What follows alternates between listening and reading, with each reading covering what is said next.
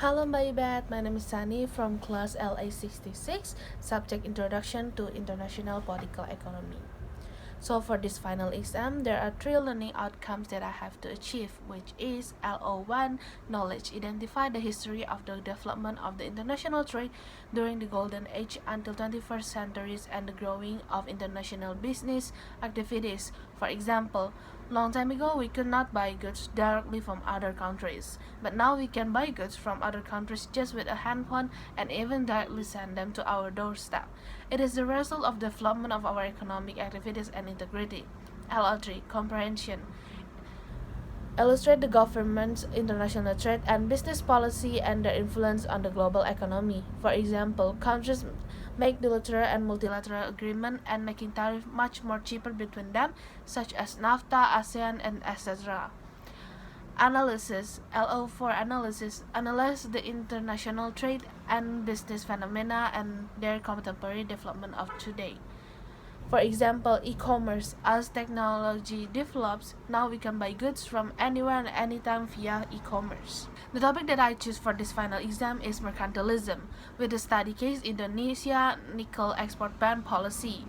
Some questions that I have to answer are: how much is economic globalization a threat to nation states in the case of Indonesia? Make a brief list of the positive and negative potential effects of a more integrated global economic system, and explain the basis for my opinion. First, I'm gonna talk about what mercantilism is. Mercantilism is an IPE perspective that is closely related to the realism perspective because it focuses on the state's attempt to calculate power and wealth. The intention is to protect society from the influence of other countries and other physical threats. Mercantilism is also said to be the outcome of a condition where a state is trying to seek and increase their power by using factors other than military.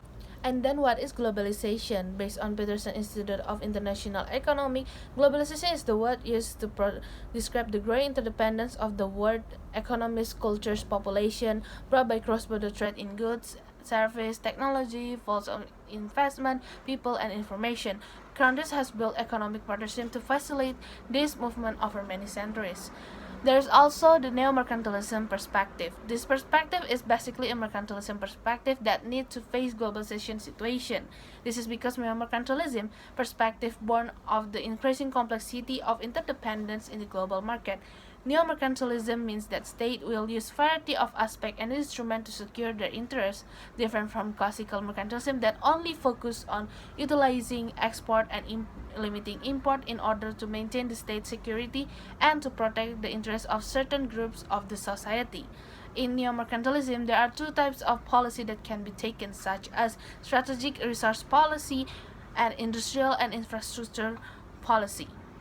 Next, let's move to the study case. I choose Indonesia raw nickel export ban policy as my study case in this presentation. On 1st December 2020, Indonesia shook the world by making its nickel export ban policy. This policy is a ban of the export of raw nickel ore below 1.7%. This policy has been stated in the Minister of Energy and Mineral Resource Regulation number 11 of 2019. Indonesia stated that this action was taken as an action to maintain the sustainability of the supply of raw materials, also smelters in Indonesia. However, there is a dilemma with the European Union, and the ban of the export raw nickel ore has several conditions, and one of them is to build the smelter facility in Indonesia. As I said before, there's a dilemma between Indonesia and the EU. So basically, the EU strongly disagree with this policy because a lot of metal industries in Europe are dependent on Indonesia raw material. Indonesia is the second largest nickel exporters for them. That's why the EU are under a big threat because of this policy. But in Indonesia perspective, this policy is an action to maintain the sustainability of the supply of raw materials and also smelters in Indonesia. To responding it, the EU sued Indonesia in WTO or World Trade Organization over this policy. Let's move on to the analysis. There are two things that I want to analyze. First, what is mercantilism's view on Indonesia's nickel export ban policy? So basically, mercantilism is seeing Indonesia's raw nickel export ban policy as a form of strategic action to protect and maintain natural resources that have high potential. This policy also aims to protect strategic raw materials and support increased productivity of domestic companies. Second, how much is economic globalization a threat to nation states? Mercantilism and globalization are probably not in the same page as we talk. Based on the case study, mercantilists view Indonesia nickel export ban policy just as something strategic, but because of interdependence with the European Union and binded with the WTO, the policy has a lot of obstacles in the implementation. So, what is the effect of a more integrated global economic system?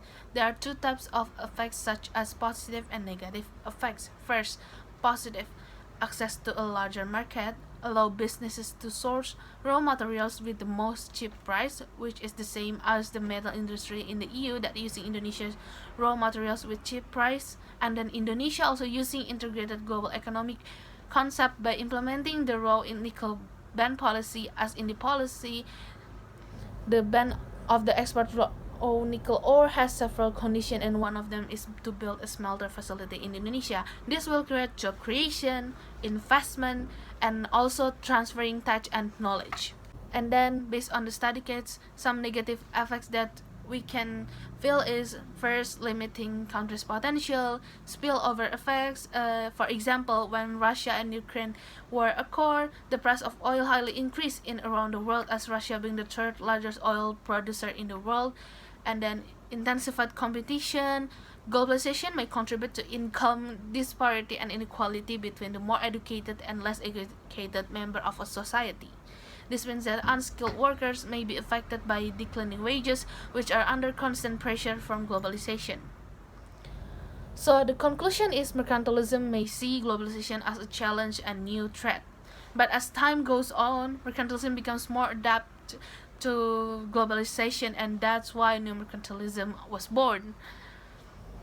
These are the references that I used to make this presentation, and thank you for watching.